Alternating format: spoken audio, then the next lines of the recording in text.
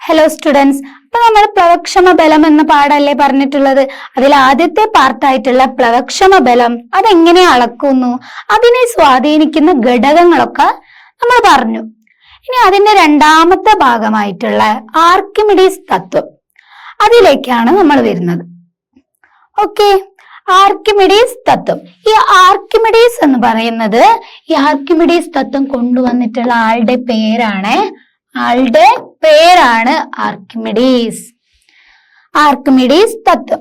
Archimedes തത്വം പറയുന്നതും ഒരു പ്രവർത്തനത്തിലൂടെയാണ്. നമുക്ക് നോക്കിയാലോ, ഇവിടെ രണ്ട് പിക്ചർ കൊടുത്തത് കാണുന്നില്ലേ? രണ്ട് പിക്ചർ കൊടുത്തത് കാണുന്നുണ്ടല്ലോ. നമുക്ക് പറയാം, ഒരു കല്ല്, ഗ്ലാസ് സ്ലാബ് എന്നിവ എടുത്ത് അവയ്ക്ക് ജലത്തിൽ അനുഭവപ്പെട്ട പ്ലവക്ഷമ ബലം കണ്ടെത്തുക. നമ്മളോട് പറഞ്ഞ എന്താണ്? ഇവിടെ ഒരു കല്ലുണ്ട്, കല്ലെടുക്കാൻ, കല്ല്. ഇത് കല്ലിന്റെ കേസിലാണ് നമുക്ക് പിക്ചർ കൊടുത്തിട്ടുള്ളത്. കല്ലെടുത്ത് അതുപോലെ തന്നെ എന്തെടുക്കാൻ പറഞ്ഞിട്ടുണ്ട്? ഒരു ഗ്ലാസ് സ്ലാബ് എടുക്കാൻ വേണ്ടിയിട്ട് പറഞ്ഞിട്ടുണ്ട്. ഗ്ലാസ് സ്ലാബ് എടുക്കാൻ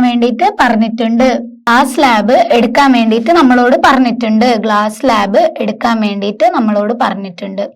ഓക്കെ, ഗ്ലാസ് സ്ലാബ് അത് അപ്പൊ എന്നിവ എടുത്തിട്ട് അവയ്ക്ക് ജലത്തിൽ അനുഭവപ്പെട്ട പ്ലവക്ഷമ ബലം കാണാനാണ് പറയുന്നത്. അപ്പൊ എന്താ ചെയ്യേണ്ടത്? ആദ്യം നമ്മൾ ഇവിടുന്ന് അതിന്റെ ഭാരം അളക്കുന്നു, പിന്നെ നമ്മൾ വെള്ളത്തിലേക്ക് വെച്ചിട്ട് അളക്കുന്നു, എന്നിട്ട് അതിന്റെ രണ്ടിന്റെയും വ്യത്യാസം കണ്ടെത്തുന്നു. ആ ഭാരക്കുറവാണ് എന്ന് പറയുന്നത് പ്ലവക്ഷമ ബലം എന്ന് പറയുന്നത്. കണ്ടെത്തുക. കവിഞ്ഞൊഴുകുന്ന ജാറിലെ ജലത്തിൽ ഈ വസ്തുക്കൾ ഓരോന്നും താഴ്ത്തിയപ്പോൾ കവിഞ്ഞൊഴുകിയ ജലം ബീക്കറിൽ ശേഖരിക്കുക. കവിഞ്ഞൊഴുകിയ വസ്തു ആദേശം ചെയ്ത ജലത്തിന്റെ ഭാരം കണ്ടെത്തുക. എന്താ പറഞ്ഞിട്ടുള്ളത് എന്നറിയോ? നമ്മളിപ്പോ ഈ വസ്തു ഈ ജലത്തിൽ വെച്ച് ഇവിടെ ഒരു ഹോളുണ്ട്. ഇവിടെ നമ്മൾ വേറെ ഒരു വെസൽ വെച്ചിട്ടുണ്ട്. ഇവിടെ എന്താ ചെയ്യുന്നത് എന്ന് വെച്ചാല്, നമ്മൾ ഈ കല്ല് ഇവിടേക്ക് താഴ്ത്തുന്ന സമയത്ത് ഇവിടുത്തെ കുറച്ച് വെള്ളം ഇതിലേക്ക് പോവും, ഈ പാത്രത്തിലേക്ക് വരുന്നുണ്ട്. ഓക്കെ, കുറച്ച് വെള്ളം ഇവിടേക്ക് വരുന്നുണ്ട്. അങ്ങനെ വരുന്ന സമയത്ത് നമ്മളോട് ആ വെള്ളം കളക്ട് ചെയ്യാനും ആ ആദേശം ചെയ്ത വെള്ളത്തിനെ അളക്കാനുമാണ് പറയുന്നത്. ആ ആദേശം ചെയ്ത വെള്ളം അളക്കാൻ വേണ്ടിയിട്ടാണ് പറയുന്നത്. നമുക്ക് നോക്കാം. കല്ലിന്റെ വായുവിലെ ഭാരം 5 ന്യൂട്ടണാണ്. ഇപ്പൊ ഗ്ലാസ് സ്ലാബിൻ്റെത്, ഞാൻ എടുത്ത ഗ്ലാസ് സ്ലാബിന്റെ 3 ന്യൂട്ടൺ ആണെന്ന് വിചാരിക്കാം. ജലത്തിൽ ഞാൻ ഇതിനെ വെച്ച സമയത്ത് എനിക്ക് കിട്ടിയത് 3 ന്യൂട്ടൺ കല്ല്. ഗ്ലാസ് സ്ലാബ് കിട്ടിയത് 1 ന്യൂട്ടൺ ആണ്. ഓക്കെ, അങ്ങനെയാണെങ്കിൽ പ്ലവക്ഷമ ബലം കാണുമ്പോൾ എത്രയാണ്? 5 - 3 = 2 ന്യൂട്ടൺ ആണ് പ്ലവക്ഷമ ബലം കിട്ടിയിട്ടുള്ളത്. ഗ്ലാസ് സ്ലാബിന്റെ കേസിൽ 3 - 1, അതും എനിക്ക് 2 ന്യൂട്ടൺ ആണ് കിട്ടിയിട്ടുള്ളത്.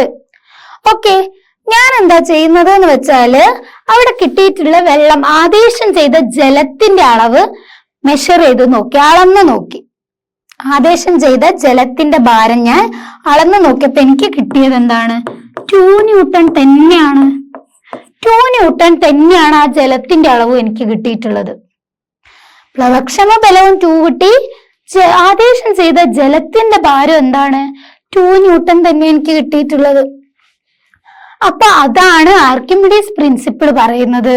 ആർക്കിമിഡീസ് തത്വത്തിൽ പറയുന്നത് എന്താന്ന് വെച്ചാല്, ഒരു വസ്തു ദ്രവത്തിൽ പൂർണ്ണമായും, അത് ഓർത്ത് വെക്കണേ, പൂർണ്ണമായോ ഭാഗികമായോ, ഇത് ഓർത്ത് വെക്കണം, അത് വിട്ടുപോയത്. ഒരു വസ്തു പൂർണ്ണമായോ ഭാഗികമായോ മുങ്ങിയിരിക്കുമ്പോൾ, ഒരു വസ്തു ദ്രവത്തിൽ പൂർണ്ണമായോ ഭാഗികമായോ മുങ്ങിയിരിക്കുമ്പോൾ ആ വസ്തുവിൽ ദ്രവം പ്രയോഗിക്കുന്ന പ്ലവക്ഷമ ബലം വസ്തു ആദേശം ചെയ്യുന്ന ദ്രവത്തിന്റെ ഭാരത്തിന് തുല്യമായിരിക്കും. ഇതാണ് ആർക്കിമിഡീസ് തത്വം. ഇതിങ്ങനെ പഠിച്ചു വെക്കണം. ഇതാണ് ആർക്കിമിഡീസ് തത്വം. ഓക്കെ, ഇതാണ് ആർക്കിമിഡീസ് തത്വം. ഒരു വസ്തു ദ്രവത്തിൽ പൂർണ്ണമായോ ഭാഗികമായോ മുങ്ങിയിരിക്കുമ്പോൾ ആ വസ്തുവിൽ ദ്രവം പ്രയോഗിക്കുന്ന പ്ലവക്ഷമ ബലം, ആ വസ്തുവിൽ ബലം ആ വസ്തുവിൽ ദ്രവം പ്രയോഗിക്കുന്ന പ്ലവക്ഷമ ബലം വസ്തു ആദേശം ചെയ്യുന്ന ദ്രവത്തിന്റെ ഭാരത്തിന് എന്താണ്? ഭാരത്തിന്റെ അളവിന് തുല്യമായിരിക്കും. ഇതാണ് ആർക്കിമിഡീസ്. ഇദ്ദേഹമാണ് ആർക്കിമിഡീസ് തത്വം കൊണ്ടുവന്നത്, കണ്ടെത്തിയിട്ടുള്ളത്. ഇതിന്റെ ഒരു കഥ നിങ്ങളെ ടെക്സ്റ്റിലുണ്ട്. അതൊരു ഇൻട്രസ്റ്റിംഗ് ആയിട്ടുള്ള ഒരു കഥയാണ്. നമുക്ക് പഠിക്കാനൊന്നും ആവശ്യമില്ല, പക്ഷെ നിങ്ങൾക്കൊന്ന് അറിഞ്ഞിരിക്കാൻ വേണ്ടിയിട്ട് അതൊന്ന് വായിച്ചു നോക്കുക. അത് കുറച്ചൊരു ഇൻട്രസ്റ്റിംഗ് കഥയാണ്. എല്ലാവരും അതൊന്ന് വായിച്ചു നോക്കണം. പഠിക്കാൻ വേണ്ടിയിട്ടല്ല, നിങ്ങൾക്ക് അറിഞ്ഞിരിക്കുക. അതൊരു അറിവും കൂടാണ്, എന്നാ ഒരു ഇൻട്രസ്റ്റിംഗ് സ്റ്റോറി കൂടിയാണ്. ഓക്കെ, ഇതാണ് ആർക്കിമിഡീസ് തത്വം. ആർക്കിമിഡീസ് തത്വം പറയുന്നത് എന്താ? ഒരു വസ്തു എന്താണ്? പൂർണ്ണമായോ ഭാഗികമായോ ഒരു ദ്രവത്തിൽ മുങ്ങിക്കിടക്കുമ്പോൾ ദ്രവം ആദേശം ചെയ്യുന്നില്ലേ? ആ ദ്രവം അല്ലെങ്കിൽ ഈ വസ്തുവിന് അനുഭവിക്കപ്പെട്ട പ്ലവക്ഷമ ബലത്തിന് തുല്യമായിരിക്കും എന്ത്? ഇവിടെ ആദേശം ചെയ്യുന്ന ദ്രവത്തിന്റെ അളവ് എന്ന് പറയുന്നത്. അതല്ലേ ഇവിടെ പറഞ്ഞിട്ടുള്ളത്. അനുഭവപ്പെട്ട പ്ലവക്ഷമ ബലം 2 ന്യൂട്ടൺ ആണ്. അവിടെ ആദേശം ചെയ്തിട്ടുള്ള ജലത്തിന്റെ അളവ് എന്താണ്? 2 ന്യൂട്ടൺ ആണ്. ഇത് രണ്ടും എന്താണ്? രണ്ടും തുല്യമാണ്. പ്ലവക്ഷമ ബലം എന്ന് പറയുന്നത് ആദേശം ചെയ്ത ജലത്തിന്റെ ഭാരത്തിന് എന്താണ്? തുല്യമാണ്. അത്രയാണ് ആർക്കിമിഡീസ് തത്വത്തിൽ പറയുന്നുള്ളൂ. സിമ്പിൾ അല്ലേ? ഒന്നുമില്ല. ഒരു വസ്തു പൂർണ്ണമായോ ഭാഗികമായോ ദ്രവത്തിൽ മുങ്ങിക്കിടക്കുകയാണെങ്കിൽ ആ വസ്തുവിൽ അനുഭവപ്പെടുന്ന പ്ലവക്ഷമ ബലത്തിന് തുല്യമായിരിക്കും അവിടെ ആ വസ്തു ആ ദ്രവ്യത്തിന് ആദേശം ചെയ്യുന്നില്ലേ? ആദേശം ചെയ്യുന്ന ദ്രവ്യത്തിന്റെ അളവ് എന്ന് പറയുന്നത്. മനസ്സിലായല്ലോ? ഓക്കെ, ഇനി അടുത്ത ഭാഗമാണ് പ്ലവന തത്വം.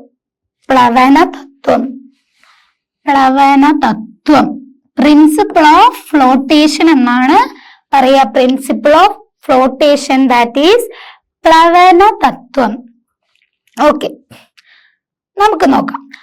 ആർക്കിമിഡീസ് തത്വം തെളിയിക്കുന്നതിനായി ചെയ്ത പരീക്ഷണത്തിൽ കല്ല്, ഗ്ലാസ് സ്ലാബ് എന്നിവയ്ക്ക് പകരം മരക്കട്ട, മെഴുകുകട്ട എന്നിവ ഉപയോഗിച്ച് പരീക്ഷണം ആവർത്തിക്കാൻ. നമ്മൾ നേരത്തെ ചെയ്തത് എന്താ? ഇവിടെ കണ്ടില്ലേ? നമ്മൾ ആദ്യം കല്ലെടുത്ത് പിന്നെ ഗ്ലാസ് സ്ലാബാണ്. അപ്പൊ അതിന് പകരം അത് മാറ്റിയിട്ട് എന്തെടുക്കാനാണ് ഇവിടെ പറയുന്നത്? പകരം മരക്കട്ട എടുക്കാനും ദെൻ നമ്മളോട് പറഞ്ഞിട്ടുള്ള മെഴുകുകട്ട എടുക്കാനും. എന്നിട്ട് നമ്മൾ നേരത്തെ ചെയ്ത അതേ പ്രവർത്തനം, അതായത് മുകളിലുള്ള ഭാരം നോക്കുന്നു, വെള്ളത്തിലേക്ക് താഴ്ത്തി വെക്കുമ്പോഴുള്ള ഭാരം അളക്കുന്നു, പ്ലവക്ഷമ ബലം കണ്ടെത്തുന്നു. അതിനുശേഷം അവിടെ ആദേശം ചെയ്യുന്ന ജലം നമ്മൾ ഒരു ജാറിൽ കളക്ട് ചെയ്യുന്നുണ്ട്. ആ ആദേശം ചെയ്ത ജലത്തിന്റെ അളവും നമ്മൾ മെഷർ ചെയ്യുന്നുണ്ട്. അവിടെ ആർക്കിമിഡീസ് തത്വത്തിൽ എന്താണ്? പ്ലവക്ഷമ ബലവും ആദേശം ചെയ്ത ജലത്തിന്റെ അളവും തുല്യമാണ്. എന്നാൽ ഇവിടെ എന്താണെന്ന് നമുക്ക് നോക്കാം. പ്ലവന തത്വത്തിൽ നമുക്ക് നോക്കാം. ഞാൻ മരക്കട്ട എടുത്ത് മരക്കട്ട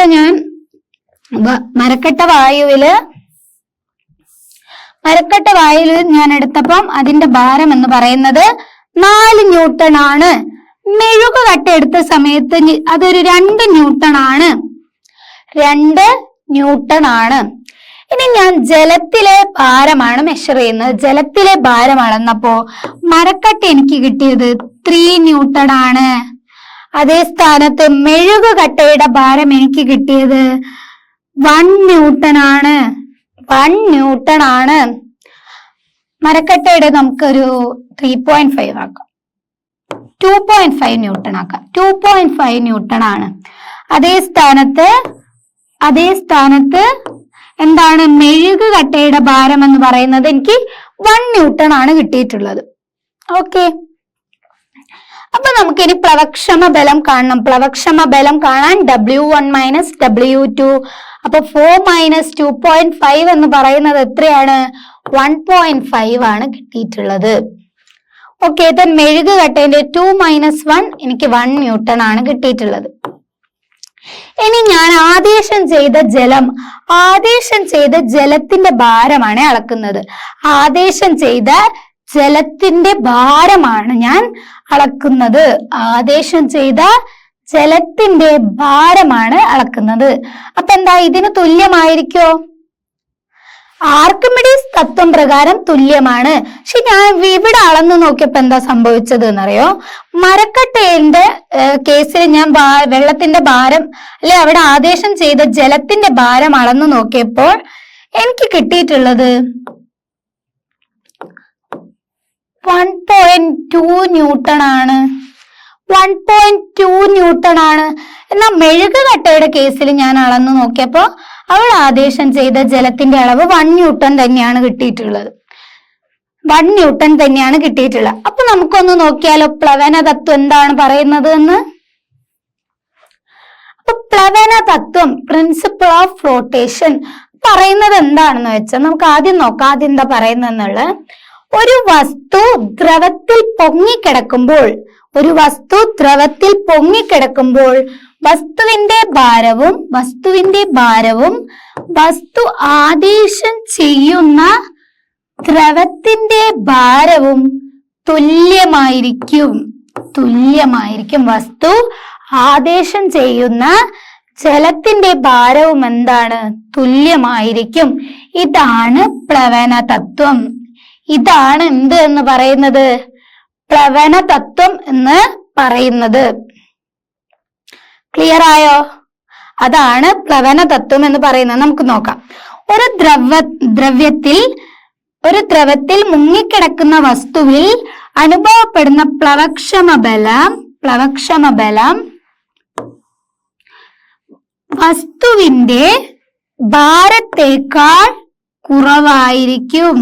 അനുഭവപ്പെടുന്ന പ്ലവക്ഷമ ബലം വസ്തുവിന്റെ ഭാരത്തേക്കാൾ കുറവായിരിക്കും. അവിടെ അനുഭവപ്പെടുന്ന പ്ലവക്ഷമ ബലം എന്ന് പറയുന്നത് എന്താണ്? ഒരു ദ്രവത്തിൽ മുങ്ങിക്കിടക്കുന്ന വസ്തുവിന്റെ പ്ലവക്ഷമ ബലം വസ്തുവിന്റെ ഭാരത്തേക്കാൾ എന്താണ്? കുറവാണ്. വസ്തുവിന്റെ ഭാരത്തേക്കാൾ കുറവാണ്.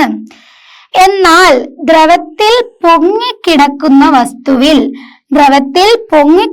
വസ്തുവിൽ അനുഭവപ്പെടുന്ന പ്ലവക്ഷമ ബലം എന്താണ്?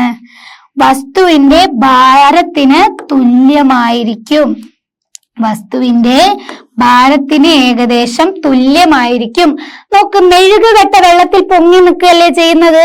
അപ്പൊ മെഴുകുകട്ട പൊങ്ങിക്കിടക്കുകയാണ് ചെയ്യുന്നത്. അപ്പൊ മെഴുകുകട്ടയെ നമ്മൾ ഒരു ദ്രവത്തില് വെക്കുകയാണെങ്കിൽ അവിടെ ആദേശം ചെയ്യുന്ന ജലത്തിന്റെ അളവ് എന്ന് പറയുന്നത് ആ വസ്തുവിന്റെ ഭാരത്തിന് തുല്യമായിരിക്കും. അപ്പൊ അവിടെ അനുഭവപ്പെടുന്ന പ്ലവക്ഷമ ബലം എന്ന് പറയുന്നത് അവിടെ ആദേശം ചെയ്ത ജലത്തിന്റെ അളവിന് തുല്യമാണ്. അതേ സ്ഥാനത്ത് ഒരു വസ്തു ദ്രവത്തിൽ മുങ്ങിക്കിടക്കുകയാണെങ്കിൽ വസ്തുവിൽ അനുഭവപ്പെടുന്ന പ്ലവക്ഷമ ബലം എന്ന് പറയുന്നത് വസ്തുവിന്റെ ഭാരത്തിനേക്കാൾ എന്താണ്? അനുഭവപ്പെടുന്ന പ്ലവക്ഷമ ബലം എന്ന് പറയുന്നത് എന്താണ്? വസ്തുവിന്റെ ഭാരത്തേക്കാൾ എന്താണ്? വസ്തുവിന്റെ ഭാരത്തേക്കാൾ കുറവാണ് വരുന്നത്. ഇവിടെ എനിക്ക് കിട്ടിയിട്ടുള്ളത് 1.6 ആണ്. 1.6 ന്യൂട്ടൺ. 1.6 ന്യൂട്ടൺ ആയിട്ട് എടുക്കണം. ഭാരത്തേക്കാൾ കുറവാണ് എന്നാണ് പറയുന്നത്. ഈ ടേബിളിലില്ലേ ഈ വാല്യൂസ് ഒക്കെ നമ്മൾ എക്സ്പെരിമെന്റ് ചെയ്യുന്നില്ല. നമ്മൾ നിങ്ങൾക്ക് ചെയ്യാൻ വേണ്ടിയിട്ട് ഒരു വാല്യൂ ഇട്ടിട്ട് പറഞ്ഞു തരിക. കാരണം ഈ 2 വാല്യൂ കിട്ടിയാൽ നിങ്ങൾക്ക് W1 മൈനസ് W2 കിട്ടുമെന്നുള്ളത് മനസ്സിലാക്കാനാണ് ഈ ടേബിളിൽ തന്നത്. പിന്നെ എന്ന് പറയുന്നത് ഇതിനേക്കാളും കൂടുതലായിരിക്കും കിട്ടുക. കാരണം മരക്കട്ട എന്ന് പറയുന്നത് മുങ്ങിക്കിടക്കുകയാണ്. അപ്പൊ അതിന്റെ ഭാരം എന്ന് പറയുന്നത് പ്ലവക്ഷമ ബലത്തേക്കാൾ കൂടുതലായിരിക്കും. എന്നാൽ ഒരു വസ്തു പൊങ്ങിക്കിടക്കുന്നുണ്ടെങ്കിൽ, മുങ്ങിപ്പോവാതിരിക്കുന്നുണ്ടെങ്കിൽ അതിന്റെ പ്ലവക്ഷമ ബലം എന്ന് പറയുന്നത് അതിന്റെ ഭാരത്തിന് തുല്യമായിരിക്കും എന്നത് മനസ്സിലാക്കാൻ വേണ്ടിയിട്ടാണ് ഈ ടേബിൾ പറയുന്നത്. പ്രവർത്തനം ചെയ്യാതെ തന്നെ പറയുന്നത് നമുക്കിത് മനസ്സിലാക്കാൻ വേണ്ടിയിട്ടാണ്.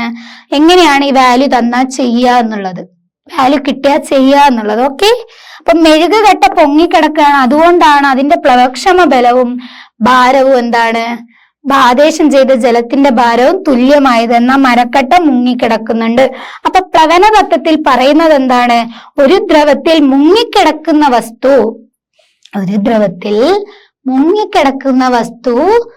വസ്തുവിൽ അനുഭവപ്പെടുന്ന പ്ലവക്ഷമ ബലം വസ്തുവിന്റെ ഭാരത്തേക്കാൾ കുറവായിരിക്കും. എന്നാൽ ദ്രവത്തിൽ പൊങ്ങിക്കിടക്കുന്ന വസ്തുവിൽ എന്താണ് അനുഭവപ്പെടുന്ന പ്ലവക്ഷമ ബലം വസ്തുവിന്റെ ഭാരത്തിന് എന്തായിരിക്കും? വസ്തുവിന്റെ ഭാരത്തിന് തുല്യമായിരിക്കും എന്നാണ് പറഞ്ഞിട്ടുള്ളത്. വസ്തുവിന്റെ ഭാരത്തിന് തുല്യമായിരിക്കും. മനസ്സിലായോ? മനസ്സിലായില്ലേ? അതാണ് പ്ലവന തത്വം പറയുന്നത്. അപ്പൊ നമുക്ക് നോക്കാം, ഇവിടെ പ്ലവന തത്വം പ്രകാരം ഇവിടെ പറയുന്ന വേറൊരു പരീക്ഷണാണ്, അല്ലെ പ്രവർത്തനാണ്. നമുക്കതൊന്ന് നോക്കാം. ഏകദേശം 15 സെന്റിമീറ്റർ നീളവും 10 സെന്റിമീറ്റർ വീതിയുമുള്ള ഒരു അലൂമിനിയം ഫോയിൽ ബോട്ടിന്റെ ആകൃതിയിൽ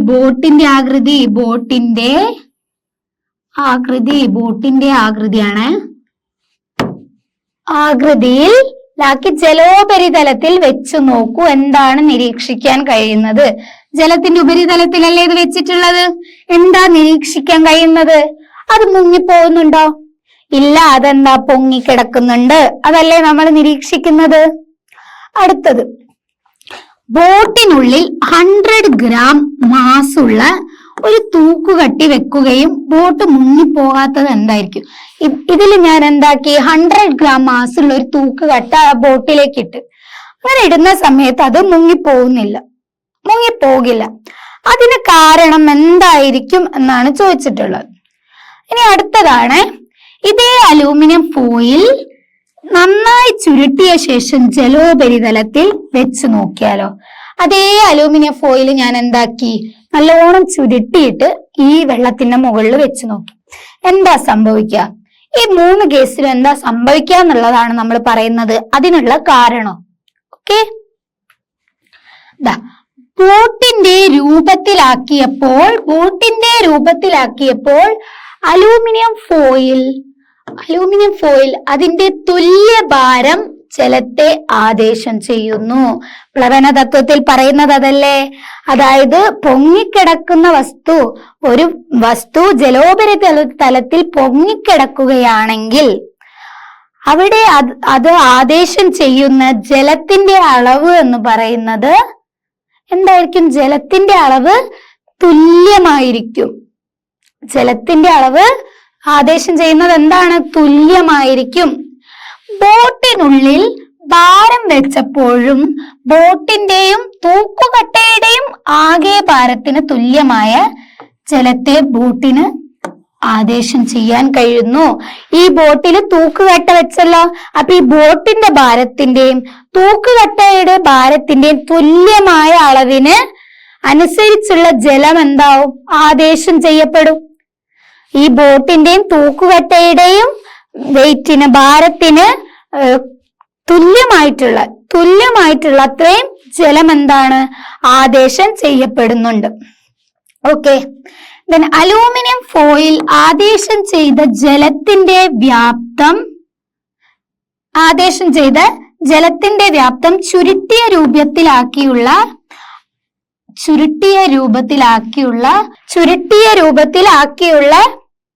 അലൂമിനിയം ഫോയിൽ ആദേശം ചെയ്തതിനേക്കാൾ എന്താണ്? കൂടുതലാണ്. ചുരുട്ടിയത് എന്താണ്? ചുരുട്ടുന്ന സമയത്ത് അത് പൊങ്ങിക്കിടക്കുന്നുണ്ട്, അത് താഴ്ന്നു പോകുന്നുണ്ട്. അതെന്താ? ബോട്ടിന്റെ കേസില് അത് എന്താണ്? അത് ആദേശം ചെയ്യുന്ന വെള്ളത്തിന്റെ അളവ് എന്ന് പറയുന്നത് കൂടുതലാണ്. എന്നാൽ ചുരുട്ടിയ അലൂമിനിയം ഫോയിലിന്റെ കേസിൽ എന്താണ്? ആദേശം ചെയ്യുന്ന ജലത്തിന്റെ അളവ് എന്താണ്? കുറവാണ്. അലൂമിനിയം ഫോയിൽ ബോട്ട് ജലത്തിൽ പൊങ്ങിക്കിടക്കുന്നതിന്റെ കാരണം വ്യക്തമായല്ലോ. എന്തുകൊണ്ടാ? ബോട്ടിന്റെ അതേ ഭാരത്തിനനുസരിച്ചുള്ള വെള്ളം ആദേശം ചെയ്യുന്നുണ്ട്. അങ്ങനെയാണെങ്കിൽ എന്താണ്? അത് രണ്ടും തുല്യമാണെങ്കിൽ ആ വസ്തു പൊങ്ങിക്കിടക്കുന്നുണ്ട്, ഫ്ലോട്ട് ചെയ്ത് നിൽക്കുന്നുണ്ട്. അല്ലാത്ത പക്ഷം അത് മുങ്ങിപ്പോകും, സിങ്ക് ചെയ്യും. അത്രയും തന്നെ അളവിൽ ആദേശം ചെയ്യുന്നത് കൊണ്ടാണ് അത് പൊങ്ങിക്കിടക്കുന്നത്. മനസ്സിലായോ? ഇനി അടുത്തതാണ്, തടാകത്തിൽ സ്ഥിതി ചെയ്യുന്ന ഒരു ബോട്ട് 6000 ന്യൂട്ടൺ ആണ്. 6000 ന്യൂട്ടൺ ജലം ആദേശം ചെയ്യുന്നു. ബോട്ടിന് അനുഭവപ്പെടുന്ന പ്ലവക്ഷമ ബലം എത്രയായിരിക്കും? ബോട്ടിന് അനുഭവപ്പെടുന്ന പ്ലവക്ഷമ ബലം? ആൻസർ എന്താ? ഇത്രയും ജലം, തടാകത്തിൽ സ്ഥിതി ചെയ്യുന്ന ബോട്ട് പൊങ്ങിക്കിടക്കുകയല്ലേ. പൊങ്ങിക്കിടക്കുന്ന ബോട്ട് 6000 ന്യൂട്ടൺ ജലം ആദേശം ചെയ്തിട്ടുണ്ടെങ്കിൽ ബോട്ടിന് അനുഭവപ്പെടുന്ന പ്ലവക്ഷമ ബലവും തുല്യമായിരിക്കും. അതെന്താണ്? 6000 ന്യൂട്ടൺ തന്നെയാണ്. ആൻസർ 6000 ന്യൂട്ടൺ തന്നെയാണ്. ഇനിയാണ് വായുവിൽ 4.5 കിലോ വെയിറ്റ് ഭാരമുള്ള ഒരു വസ്തു മുഴുവനായും ജലത്തിൽ മുങ്ങിയിരിക്കുമ്പോൾ ഭാരം 0.31 കിലോ വെയിറ്റ് ആണ് എങ്കിൽ താഴെ കൊടുത്തവ കണ്ടെത്താനാണ് നമ്മളോട് പറഞ്ഞത്. താഴെ കുറച്ച് കാര്യങ്ങൾ തന്നിട്ടുണ്ട്, നോക്കാം. വസ്തുവിനുണ്ടാവുന്ന ഭാരനഷ്ടം എത്രയാ? 0.45 മൈനസ് 0.31 എത്രയാണ് കിട്ടുന്നത്? 0.45 മൈനസ് 0.31 എത്രയാ കിട്ടുന്നത്? 0.14 അല്ലേ? ഭാരനഷ്ടം ന്യൂട്ടൺ. പ്ലവക്ഷമ ബലം എന്താണ്? ഭാരനഷ്ടത്തിന് തുല്യല്ലേ? That is equal to 0.14 newton തന്നെയാണ്. ആദേശം ചെയ്ത ജലത്തിന്റെ ഭാരം, ആദേശം ചെയ്ത ജലത്തിന്റെ ഭാരം എത്രയാ? ആദേശം ചെയ്ത ജലത്തിന്റെ ഭാരം എന്ന് പറയുന്നത് ഇതിലും കുറച്ച് കുറവ് വരും. കാരണം എന്താ? മുങ്ങിക്കിടക്കുകയാണ്. മുങ്ങിയിരിക്കുമ്പോൾ എന്താണ്? മുങ്ങിയിരിക്കുമ്പോൾ ആദേശം ചെയ്യുന്ന ജലത്തിന്റെ ഭാരം എന്ന് പറയുന്നത് എന്താണ്? പ്ലവക്ഷമ ബലത്തിനേക്കാളും അല്ലെ വസ്തുവിന്റെ ഭാരത്തിനേക്കാളും എന്താണ്? പ്ലവക്ഷമ ബലത്തിനേക്കാളും അല്ലെങ്കിൽ വസ്തുവിന്റെ ഭാരനഷ്ടത്തിനേക്കാളും എന്തായിരിക്കും?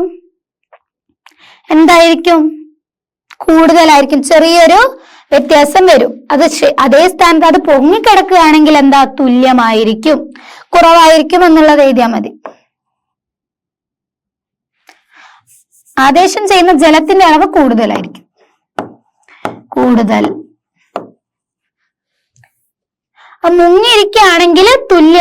പൊങ്ങിയിരിക്കുകയാണെങ്കിൽ തുല്യമായിരിക്കും എന്നുള്ളതും ഓർത്തു വെക്കണം.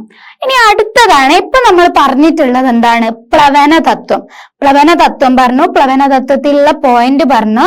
അപ്പൊ പ്ലവന തത്വം എന്ന് പറയുന്നത് എന്താണെന്ന് വെച്ചാല് പൊങ്ങിക്കിടക്കുകയാണെങ്കിൽ അത് ആദേശം ചെയ്യുന്ന ജലത്തിന്റെ അളവ് എന്ന് പറയുന്നത് അതിന്റെ ഭാരത്തിന് തുല്യമായിരിക്കും.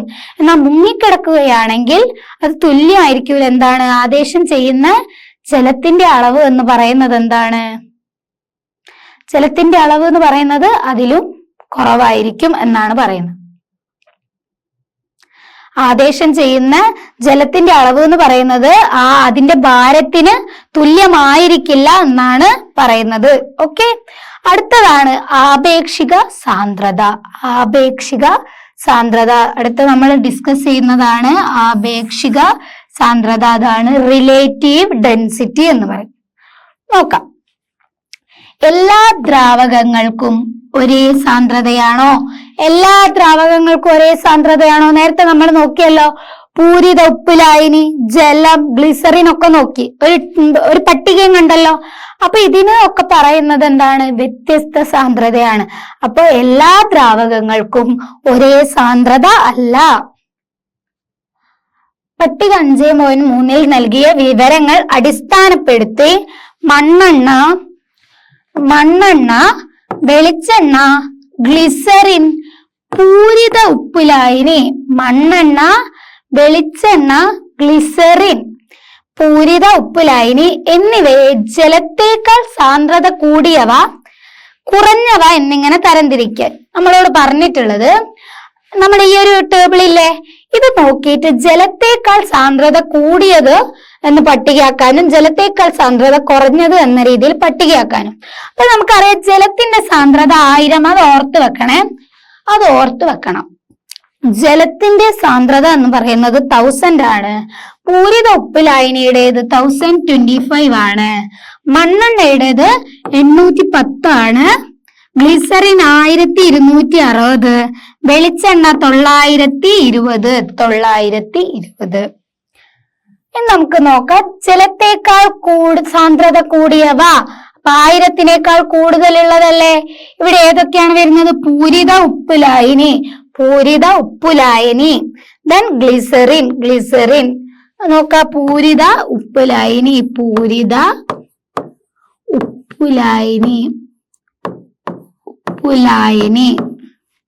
ദെൻ എന്താണ്? ഗ്ലിസറിൻ. ഏറ്റവും കൂടുതൽ ഏതിനാ? ഗ്ലിസറിൻ. തന്നിട്ടുള്ളതില് ഗ്ലിസറിൻ ആണ്. പിന്നെ ജലത്തേക്കാൾ കുറഞ്ഞത്, 1000 കുറഞ്ഞതല്ലേ? 1000 കുറഞ്ഞത് ഏതൊക്കെയാ? മണ്ണെണ്ണ, വെളിച്ചെണ്ണ. മണ്ണെണ്ണ അല്ലേ? മണ്ണെണ്ണ, ദെൻ വെളിച്ചെണ്ണ. 1000 കുറഞ്ഞതാണ് പറയുന്നത് വെളിച്ചെണ്ണ. ക്ലിയർ ആയോ? ഇങ്ങനെയാണ് നമ്മൾ പട്ടികയാക്കിയിട്ടുള്ളത്. ഇനി നമുക്ക് നോക്കാം എന്താണ് ആപേക്ഷിക സാന്ദ്രത എന്നുള്ളത്. നോക്കാം. ജലത്തിന്റെ സാന്ദ്രത 1000 kg/m³ ആണ് ജലത്തിന്റെ സാന്ദ്രത. മറ്റ് പദാർത്ഥങ്ങളുടെ സാന്ദ്രത ജലത്തിന്റെ സാന്ദ്രതയുമായി താരതമ്യപ്പെടുത്തേണ്ട സന്ദർഭങ്ങൾ ശാസ്ത്രീയ പഠനത്തിൽ എന്താണ് പലപ്പോഴും ഉണ്ടാവാറുണ്ട്. അതായത് നമ്മൾ ചില സയന്റിഫിക് സ്റ്റഡീസിലൊക്കെ ജലത്തിന്റെ സാന്ദ്രത വേറൊരു ദ്രാവകത്തിന്റെ സാന്ദ്രതയായിട്ട് നമ്മൾ കമ്പയർ ചെയ്യാറുണ്ട്. പറഞ്ഞേ ഉള്ളൂ. അപ്പൊ എന്താണ് ആപേക്ഷിക സാന്ദ്രത എന്ന് പറഞ്ഞാൽ ഒരു പദാർത്ഥത്തിന്റെ സാന്ദ്രത ജലത്തിന്റെ സാന്ദ്രതയുടെ എത്ര മടങ്ങാണ് എന്ന് പറയുന്നതാണ് ആ പദാർത്ഥത്തിന്റെ ആപേക്ഷിക സാന്ദ്രത. അതായത് ഇപ്പം ഒരു പദാർത്ഥത്തിന്റെ സാന്ദ്രത നമ്മൾ ജലത്തിന്റെ സാന്ദ്രതയുടെ എത്ര മടങ്ങാണ് എന്ന് പറയുന്നതാണ് ആ പദാർത്ഥത്തിന്റെ ആപേക്ഷിക സാന്ദ്രത എന്ന് പറയുന്നത്. നമുക്കത് ചെയ്ത് നോക്കാണ്ട്. അപ്പൊ ആപേക്ഷിക സാന്ദ്രതയുടെ ഡെഫിനിഷൻ ചോദിച്ചാൽ ഇത്രയാണ്: ഒരു പദാർത്ഥത്തിന്റെ സാന്ദ്രത ജലത്തിന്റെ സാന്ദ്രതയുടെ എത്ര മടങ്ങാണ് എന്നത് പറയുന്നതാണ് ആ പദാർത്ഥത്തിന്റെ എന്ന് പറയുന്നത് ആപേക്ഷിക സാന്ദ്രത എന്ന് പറയുന്നത്. അത് നിങ്ങൾ എഴുതണം. അതാണ് അതിന്റെ ഡെഫിനിഷൻ എന്ന് പറയുന്നത്. അത് കഴിഞ്ഞാൽ നമ്മൾ എഴുതേണ്ടത് ആപേക്ഷിക സാന്ദ്രതയുടെ ഇക്വേഷൻ ആണ്. ആപേക്ഷിക സാന്ദ്രതയുടെ ഇക്വേഷൻ ആണ് നമുക്ക് എഴുതാനുള്ളത്. ഓക്കെ ആണോ? അപ്പൊ ആപേക്ഷിക സാന്ദ്രതയുടെ ഇക്വേഷൻ എന്ന് പറയുമ്പം ആപേക്ഷിക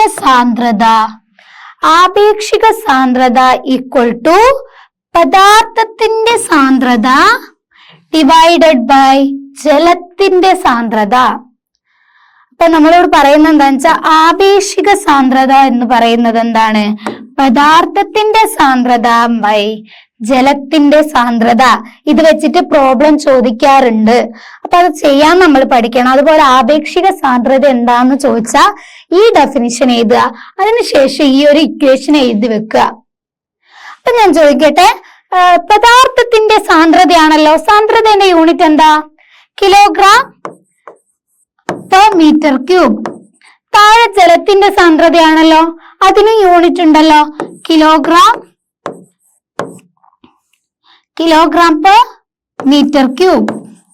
മുകളിലും താഴെ ഒരേ യൂണിറ്റ് വന്ന എന്താവും? ആ യൂണിറ്റ് ക്യാൻസൽ ആവും. അതുകൊണ്ട് തന്നെ നമ്മൾ ആപേക്ഷിക സാന്ദ്രതയില്ലേ, ആപേക്ഷിക സാന്ദ്രതയ്ക്ക് യൂണിറ്റ് ഇല്ല. ഓക്കെ, യൂണിറ്റ് ഇല്ല. അപ്പൊ നമുക്കിവിടെ എങ്ങനെയാണ് ആപേക്ഷിക സാന്ദ്രത കാണുക എന്നുള്ള ഒരു എക്സാമ്പിൾ തന്നിട്ടുണ്ട്. ഇത് നോക്കുക. ഇതിന് ശേഷം നമുക്ക് സ്വന്തമായിട്ട് ഒരു പ്രോബ്ലം ചെയ്യാനുണ്ട്. നോക്കാം. ജലത്തിന്റെ സാന്ദ്രത അറിയാം 1000 kg/m³. മണ്ണെണ്ണയുടെ സാന്ദ്രത 810 kg/m³ ആണെങ്കിൽ മണ്ണെണ്ണയുടെ ആപേക്ഷിക സാന്ദ്രത കാണാനാണ് പറഞ്ഞിട്ടുള്ളത്. മണ്ണെണ്ണയുടെ ആപേക്ഷിക സാന്ദ്രത എങ്ങനെ വരും? മണ്ണെണ്ണയുടെ ആപേക്ഷിക സാന്ദ്രത എന്ന് പറയുന്നത് എത്രയാ? 810 kg/m³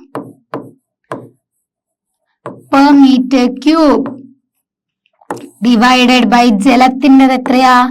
1000 kg/m³. യൂണിറ്റ് രണ്ടും കട്ടാവും. നമ്മൾ എങ്ങനെ ചെയ്ത് എന്ത് കിട്ടും? 0.810 എന്ന് കിട്ടും. യൂണിറ്റ് ഇല്ല. ക്ലിയർ ആയല്ലോ? ഇതാണ് മണ്ണെണ്ണയുടെ സാന്ദ്രത. അങ്ങനെയാണെങ്കിൽ നമുക്ക് നോക്കാം. നമുക്ക് 2 ക്വസ്റ്റ്യൻ തന്നിട്ടുണ്ട്. ചെമ്പിന്റെ സാന്ദ്രത kg/m³ ആണ്. ക്യൂബാണ്. നിങ്ങൾ ഇതില്ലേ ചെയ്യുന്ന സമയത്ത് ആദ്യം ഇക്വേഷൻ എഴുതണം. ഏത് പ്രോബ്ലം ചെയ്യുമ്പോഴും ഇക്വേഷൻ ആദ്യം എഴുതുക. അപ്പൊ ആപേക്ഷിക സാന്ദ്രത ഈസ് ഈക്വൽ ടു എന്താണ്, ചെമ്പിന്റെ സാന്ദ്രത ഡിവൈഡഡ് ബൈ ജലത്തിന്റെ സാന്ദ്രത എന്ന് എഴുതി വെക്കണം. അതിനുശേഷം ചെമ്പിന്റെ സാന്ദ്രത is equal to 900 kilogram per metre cube എന്ന് എഴുതണം. അതിനുശേഷം നമ്മൾ ജലത്തിന്റെ സാന്ദ്രത is equal to 1000 kilogram per metre cube എന്ന് എഴുതണം. അതിനുശേഷമാണ് നമ്മൾ ആപേക്ഷിക സാന്ദ്രത കാണുന്നത്. ഇവിടെ പോയിന്റ് ഇല്ലേ, 8900 എന്നാണ്. 1000/1000 അല്ലേ kilogram per metre cube. Unit ഇല്ല, 00 കട്ടായി പോയി. 89/10 എന്ന് പറഞ്ഞാൽ 8.9 ആണ്. യൂണിറ്റ് ഇല്ല.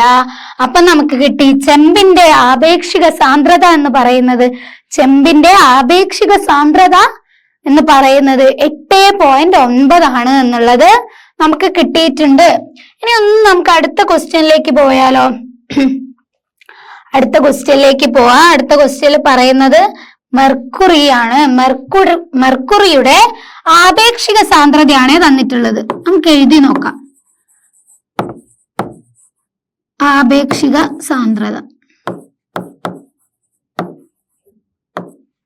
സാന്ദ്രത ഈക്വൽ ടു എന്താണ്?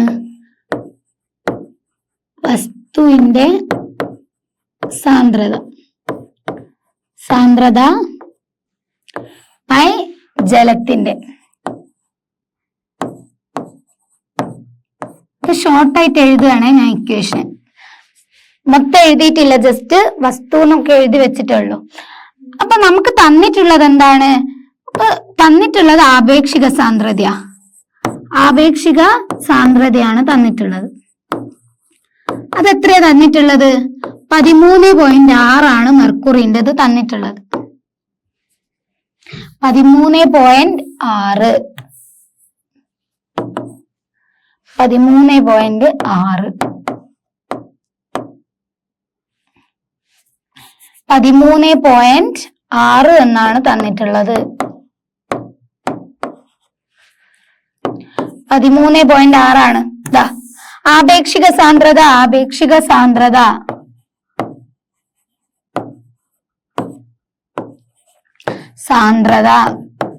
തന്നിട്ടുള്ളത് 13.6 ആണ്. പിന്നെ നമുക്ക് അറിയുന്ന ഒരു കാര്യം ജലത്തിന്റെ സാന്ദ്രതയാണ്. അതെത്രയാണ്? 1000 കിലോഗ്രാം പെർ മീറ്റർ ക്യൂബ് ആണ്. അതും നമുക്കറിയാം. നമ്മളോട് കാണാൻ പറഞ്ഞ എന്താണ്? വസ്തുവിന്റെ സാന്ദ്രതയാണ്. അപ്പൊ നമുക്ക് കാണേണ്ട സാധനം ഇതാണ്. ഇത് കാണണമെങ്കിൽ നമ്മൾ എന്ത് ചെയ്യും? ഇത് അവിടെ വെക്കും. ഡിവൈഡഡ് ബൈ ഇവിടെ ഒരു ടേം ഇല്ലേ, ആ ടേമിന് നമ്മൾ ഈക്വൽ ടുവിന്റെ ഇപ്പുറത്തേക്ക് കൊണ്ടുവരികയാണ് ചെയ്യുന്നത്. അപ്പൊ ഡിവൈഡഡ് ബൈ ഈക്വൽ ടുവിന്റെ ഇപ്പുറം വരുമ്പോ എന്താവും? ഇൻഡു ആവും. അപ്പൊ 13.6 ഇൻഡു എന്ത് കിട്ടും? 1000 യൂണിറ്റ് ഇല്ലേ, കിലോഗ്രാം പെർ മീറ്റർ ക്യൂബ്. അപ്പൊ അതെന്തിന് തുല്യാണ്? 13.6 എന്ന് പറയുമ്പോ അതിനോട് 1000 ചെയ്ത 13,600 കിലോഗ്രാം പെർ മീറ്റർ ക്യൂബാ. നമ്മളോട് കാണാൻ പറഞ്ഞത് സാന്ദ്രതയാ. സാന്ദ്രതയ്ക്ക് യൂണിറ്റ് ഉണ്ട്. ആപേക്ഷിക സാന്ദ്രതയ്ക്കാണ് യൂണിറ്റ് ഇല്ലാത്തത്. അപ്പൊ ഇങ്ങനത്തെ ചോദ്യങ്ങൾ വരും. അങ്ങോട്ടും ഇങ്ങോട്ടും വാല്യൂസ് തന്നിട്ട് ചോദിക്കാം. അപ്പൊ 2 പ്രോബ്ലം ക്ലിയർ ആയല്ലോ. ഒന്നിൽ നമ്മൾ റിലേറ്റീവ് ഡെൻസിറ്റി, അതായത് ആപേക്ഷിക സാന്ദ്രത കണ്ടു. ഒന്നിൽ നമ്മൾ വസ്തുവിന്റെ സാന്ദ്രത കണ്ടു. മനസ്സിലായല്ലോ? അതിൽ ഇനി ഒരു ഡൗട്ടും ഇല്ലല്ലോ. ഓക്കെ, പ്രോബ്ലം ചെയ്യുമ്പോൾ നിങ്ങൾ ആദ്യം സ്വന്തം ചെയ്യാൻ ശ്രമിക്കുക. എന്നിട്ട് കിട്ടുന്നില്ലെങ്കിൽ കൂടെ ചെയ്യാം. ഓക്കെ, അടുത്തതാണ് നമ്മൾ പറയാൻ പോകുന്നത്. ഇനി നമ്മൾ പറയാൻ പോകുന്നത് ഈ ചാപ്റ്ററിന്റെ അവസാന ഭാഗം. ഈ ഭാഗത്തിൽ വരുന്നത് പ്ലവന തത്വപ്രകാരം പ്രവർത്തിക്കുന്ന ചില ഉപകരണങ്ങളാണ്. അതിൽ ഫസ്റ്റ് വണ്ണാണ് നമുക്ക് പഠിക്കാനുള്ളത്, ഹൈഡ്രോമീറ്റർ ഇമ്പോർട്ടന്റ് ആണ്. അത് എന്താണ് എന്ന് ചോദിക്കാം. അപ്പൊ ഹൈഡ്രോമീറ്റർ എന്ന് പറയുന്നത് ദ്രവങ്ങളുടെ ആപേക്ഷിക സാന്ദ്രത അളക്കാൻ ഉപയോഗിക്കുന്ന ഉപകരണമാണ് ഹൈഡ്രോമീറ്റർ. അപ്പൊ ഹൈഡ്രോമീറ്റർ എന്താണെന്ന് ചോദിച്ചാല് നിങ്ങൾ എഴുതേണ്ടത് എന്താണെന്ന് വെച്ചാല് ദ്രാവകങ്ങളുടെ ആപേക്ഷിക സാന്ദ്രത അളക്കാൻ ഉപയോഗിക്കുന്ന എന്താണ് ഒരു ഉപകരണമാണ് ഹൈഡ്രോമീറ്റർ എന്ന് പറയുന്നത്. ഇവിടെ പിക്ചർ തന്നിട്ടുണ്ട്, ഹൈഡ്രോമീറ്ററിന്റെ പിക്ചറാണ് ഈ തന്നിട്ടുള്ളത്. ഇനി നമുക്ക് നോക്കാം അതിൽ എങ്ങനെയാണ് അളക്കുന്നത് എന്ന്. ഹൈഡ്രോമീറ്ററിൽ രേഖപ്പെടുത്തിയിരിക്കുന്ന അങ്കനങ്ങൾ സൂചിപ്പിക്കുന്ന ആപേക്ഷിക സാന്ദ്രത വിലകളാണ് ഇവിടെ സൂചിപ്പിക്കുന്നത്. ഈ പിക്ചറിൽ കണ്ടോ, ഇവിടെ കൊടുത്തിട്ടുള്ളത് എന്ന് പറയുന്നത് ആപേക്ഷിക സാന്ദ്രതയുടെ വിലകളാണ്. നിങ്ങൾക്ക് കാണാം 1.09, 1.07, 1.10, 1.11, 1.116 എന്നുള്ള വാല്യൂസ് ഒക്കെ നിങ്ങൾ കാണുന്നുണ്ട്. അപ്പൊ അവിടെ പറയുന്നത് എന്താന്ന് വെച്ചാല് ആപേക്ഷിക സാന്ദ്രതാ വിലകൾ താഴോട്ട് വരുംതോറും കൂടി വരുന്നു. നോക്ക്, ഇവിടെ എന്താണ് 1.07, ഇവിടെ 1.09, 1.10. അപ്പൊ താഴേക്ക് വരുന്നതിനനുസരിച്ചല്ലേ കൂടുന്നത്. താഴേക്ക് വരുന്നതിനനുസരിച്ച് എന്താ വാല്യൂ എന്താണ്, കൂടുന്നു. പിന്നെ നമുക്ക് പറഞ്ഞത് എന്താ നോക്കാം. അതിനാൽ ഹൈഡ്രോമീറ്റർ കൂടുതൽ പൊങ്ങിക്കിടക്കുന്ന ദ്രാവകങ്ങളിൽ ആപേക്ഷിക സാന്ദ്രത കൂടുതലായിരിക്കും. ഇതെങ്ങനെയാണെന്നറിയോ നമ്മൾ അളക്കുക? നമുക്ക് അളക്കണ്ട, അതായത് ആപേക്ഷിക സാന്ദ്രത അളക്കണ്ട വസ്തു ഞാൻ ഇവിടെ വെക്കും. അത് എന്തെങ്കിലും ഒരു ദ്രാവകമായിരിക്കുമല്ലോ, എന്നിട്ട് അതിലേക്ക് ഇതിനെ താഴ്ത്തി വെക്കുകയാണ് ചെയ്യുന്നത്. അപ്പൊ ചില വസ്തുവില് ഇത് പൊങ്ങിക്കിടക്കും, എന്നാൽ ചില വസ്തുവിൽ എന്താണ് ഇത് താഴ്ന്നു കിടക്കും, മുങ്ങിക്കിടക്കും. അപ്പം പൊങ്ങിക്കിടക്കുന്ന വസ്തുവിലായിരിക്കും ആപേക്ഷിക സാന്ദ്രത കൂടുതൽ.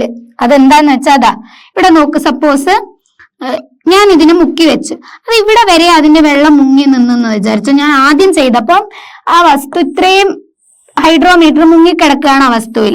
അപ്പൊ എനിക്ക് കിട്ടിയ വില എന്ന് പറയുന്നത് 1.10.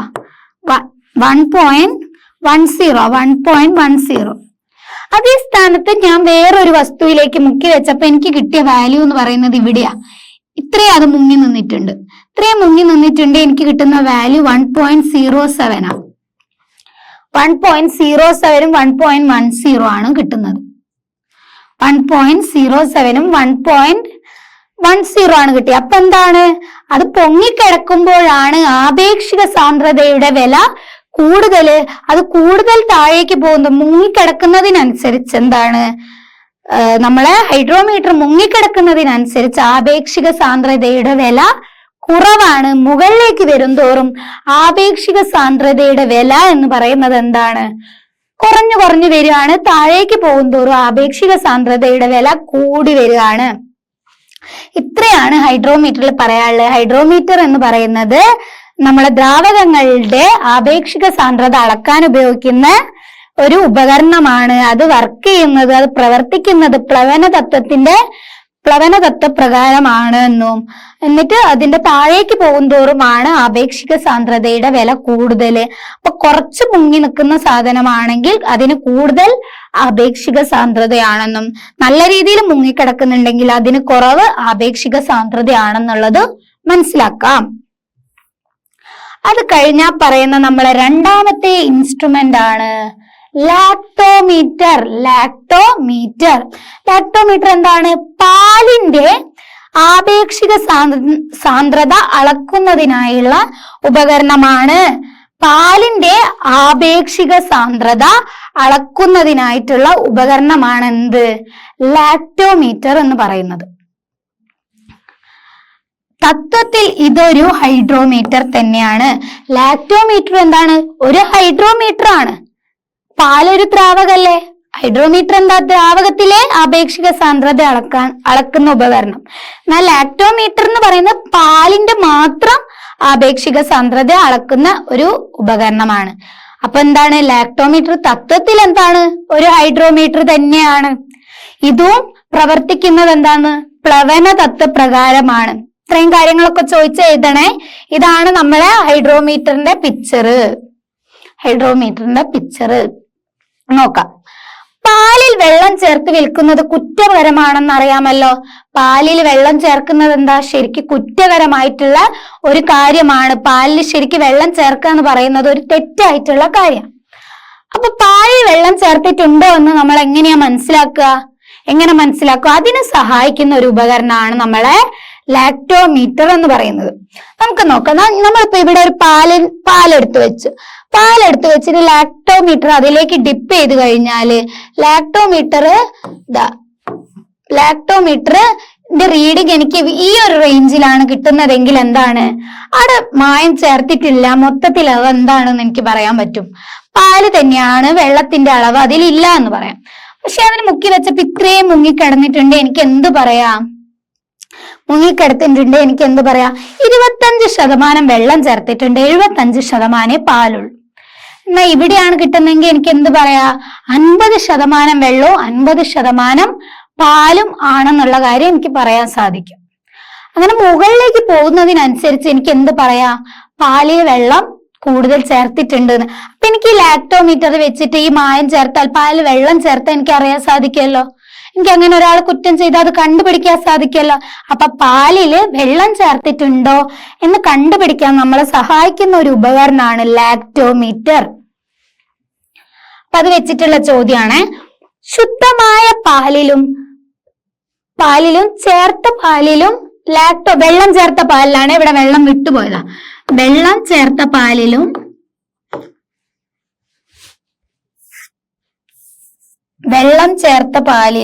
ശുദ്ധമായ പാലിലും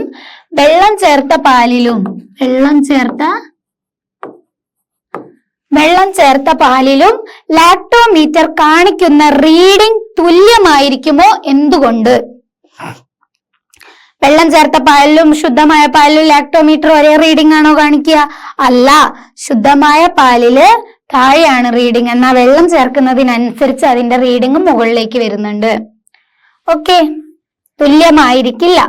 അടുത്തത്, ശുദ്ധമായ പാലിലാണോ കൊഴുപ്പ് മാറ്റിയ പാലിലാണോ ലാക്ടോമീറ്റർ കൂടുതലായി താന്ന് ഇരിക്കുന്നത്? ശുദ്ധമായ പാലിലാണോ കൊഴുപ്പ് മാറ്റിയ പാലിലാണോ നമ്മളോട് ചോദിച്ച കൂടുതലായി താഴ്ന്നിരിക്കുന്നത് എന്ന?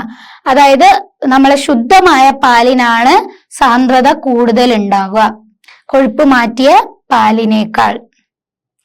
മനസ്സിലായോ? അപ്പൊ എന്താണ്? കൊഴുപ്പ് മാറ്റിയ പാലിന് മുകളിലേക്കാണ് റീഡിംഗ് വരുന്നത്. കൂടുതലായി താഴുന്നത് എന്തായിരിക്കും? ശുദ്ധമായ പാൽ അല്ല, കൂടുതലായി താഴുന്നത് കൊഴുപ്പ് മാറ്റിയ പാലിലാണ്. ഇനി പാലിൽ വെള്ളം ചേർത്തിട്ടുണ്ടോ എന്ന് ലാക്ടോമീറ്റർ ഉപയോഗിച്ച് എങ്ങനെ തിരിച്ചറിയാം? പാലിൽ വെള്ളം ചേർത്തിട്ടുണ്ടോ എന്ന് നമുക്ക് എങ്ങനെ തിരിച്ചറിയാം? അതിന്റെ റീഡിംഗ് വായിച്ചാൽ മതി. ഈ ലാക്ടോമീറ്ററിന്റെ കൂടുതൽ മുങ്ങിക്കിടക്കുന്നുണ്ട്, റീഡിംഗ് മുകളിലേക്ക് വരും. അപ്പൊ മുകളിലേക്കാണ് റീഡിംഗ് വന്നുകൊണ്ടിരിക്കുന്നത് എന്ന് വെച്ചാൽ അതിന് അർത്ഥം എന്താണ്? പാലിൽ വെള്ളം ചേർത്തിട്ടുണ്ട് എന്നുള്ളതാണ്. അപ്പൊ അത്രയും കാര്യമാണ് ലാക്ടോമീറ്റർ നമുക്ക് പറയാനുള്ളത്. അപ്പൊ നമ്മൾ ഇന്നത്തെ ക്ലാസ്സിൽ ഡിസ്കസ് ചെയ്തിട്ടുള്ളത് ഈ ചാപ്റ്ററിലെ ഏറ്റവും ഇമ്പോർട്ടന്റ് ആയ ഭാഗങ്ങളാണ്. ആദ്യം പറഞ്ഞത് ആർക്കിമിഡീസ് തത്വം, അതിനുശേഷം നമ്മൾ പ്ലവന തത്വം പറഞ്ഞു, അതിനുശേഷം ആപേക്ഷിക സാന്ദ്രത, ദെൻ പ്ലവന തത്വമായി ബന്ധപ്പെട്ട 2 ഉപകരണങ്ങൾ ഹൈഡ്രോമീറ്റർ പറഞ്ഞിട്ടുണ്ട്, ലാക്ടോമീറ്റർ പറഞ്ഞിട്ടുണ്ട്. ഇതൊക്കെ ഞാൻ ഡീറ്റെയിൽ ആയിട്ട് പറഞ്ഞിട്ടുണ്ട്. ക്ലാസ് നല്ല വൃത്തിക്ക് കാണുക, കാര്യങ്ങൾ മനസ്സിലാക്കുക, എല്ലാം വ്യക്തമായിട്ടുണ്ടെന്ന് തന്നെയാണ് ഞാൻ വിചാരിക്കുന്നത്. പ്രോബ്ലങ്ങളൊക്കെ ചെയ്യുക. ചാപ്റ്റർ നന്നായിട്ട് പഠിക്കണേ. ചെറിയ ചാപ്റ്റർ ആണ്, കുറെ കാര്യങ്ങളുണ്ട്.